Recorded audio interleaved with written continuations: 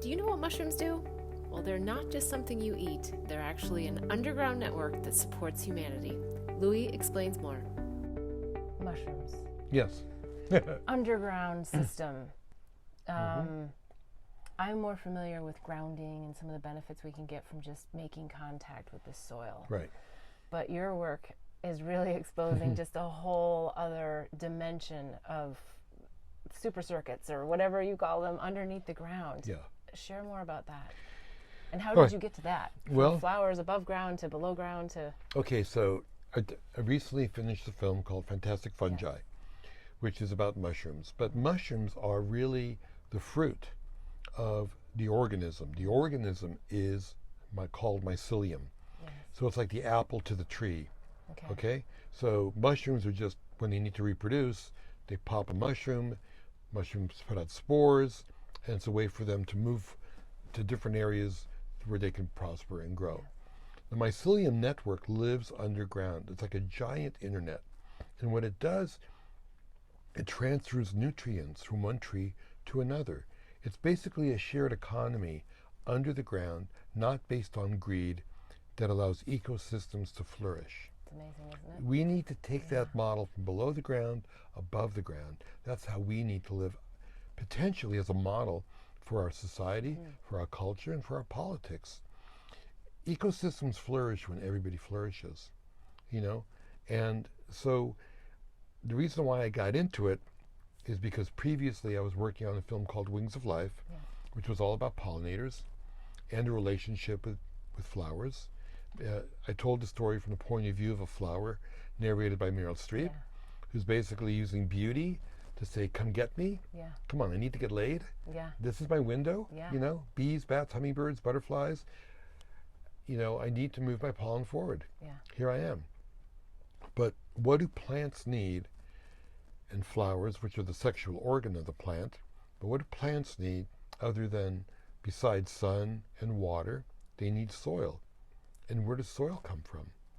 Well, soil comes from the mycelium. Mycelium breaks down organic matter and rock that creates soil.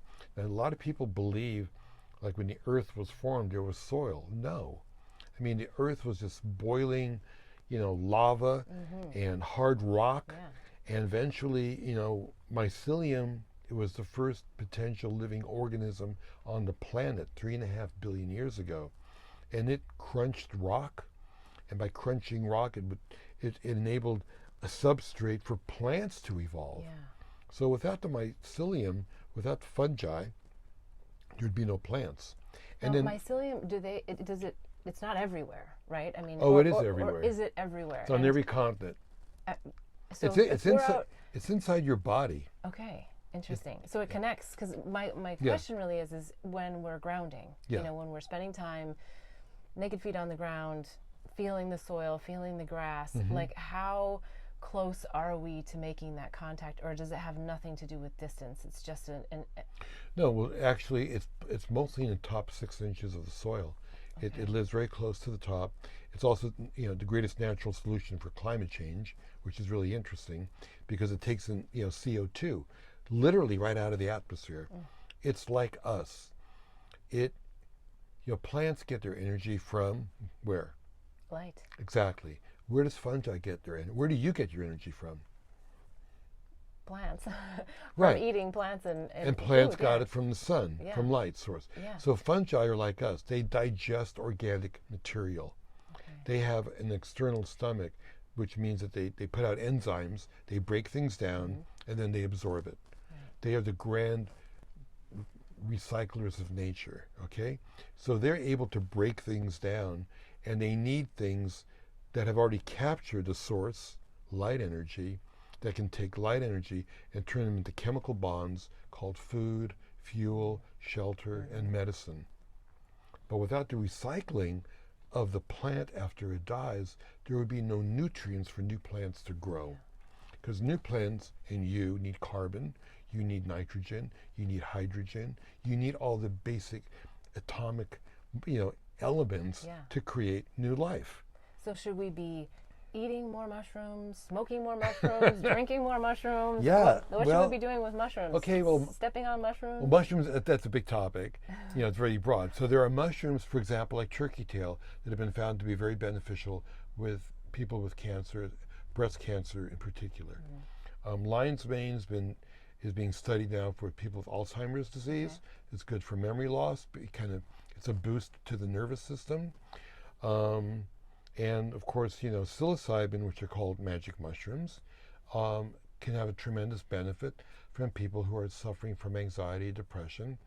But for quote-unquote people that aren't suffering, it is a portal into having perhaps a once-in-a-lifetime experience where you can have a spiritual transcendent moment. And why not? Yeah.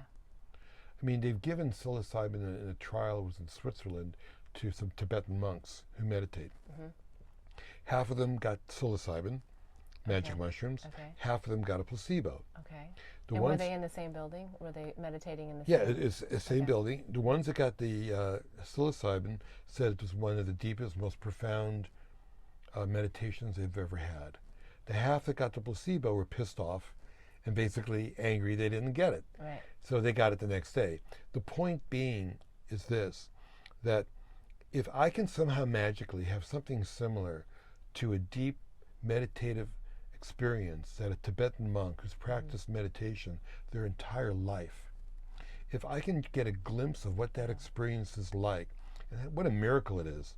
I mean, like, snap your fingers and you're going to be able to have a similar experience. Oh my God, what a gift. Yeah. What a gift from nature that gives you a window into that experience. Yeah. And it's pretty foolproof. I mean, it works. It isn't like it works half the time or some of the time. It does work. And under the right set and setting, definitely with professional psychological counselors, if people are suffering from some type of issue like depression, anxiety, it should be done definitely in a clinical environment. But obviously there are a lot of people that have had a psychedelic experience and gone out to nature, and it changed their worldview forever. Yeah. Well, and also I think there's great shamans, there's medicine men and women that can help support that journey. Sure. I think there can be, good journeys and bad journeys, but it really has to do with your already, your positioning in your own mind of where you are and your interaction with the world. So there's lots of things that can happen there. Okay, so I also want to talk about consciousness, because you said mushrooms don't have a brain, but they have consciousness. Yes. But we're going to take a quick break, and we'll be right back. Okay. Blossom Bliss products are designed to help empower pure love and purpose in your life.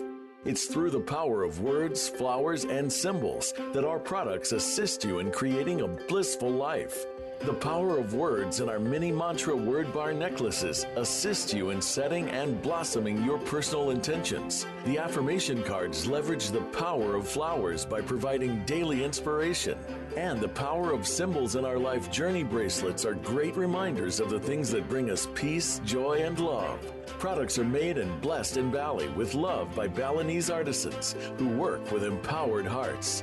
When you purchase jewelry with a bee charm, we donate to save the bees. Join us in pollinating the planet with love. Go to our website, blossomblissbali.com. Again, that's blossomblissbali.com.